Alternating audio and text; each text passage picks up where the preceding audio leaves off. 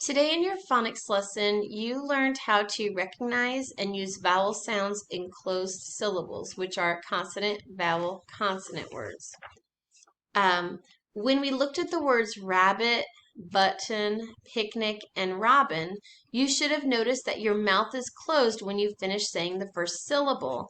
So, like rabbit, R-A-B, your mouth is closed when you say B, and it's a closed syllable.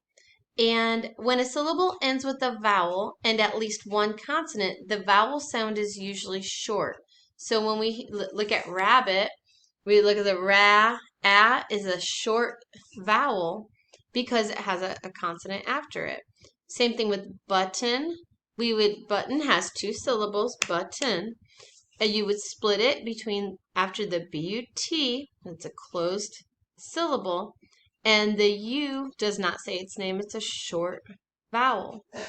I'm going to give you an example of what you're going to do.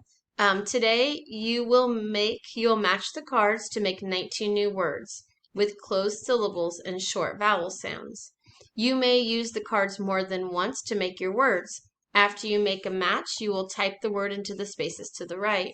So I'm going to go ahead and look at my cards, and I see rap, R-A-P, so I know that that's going to be a short vowel sound because there's a consonant after it. And I'm going to take the ending id, and I'm going to make the word rapid.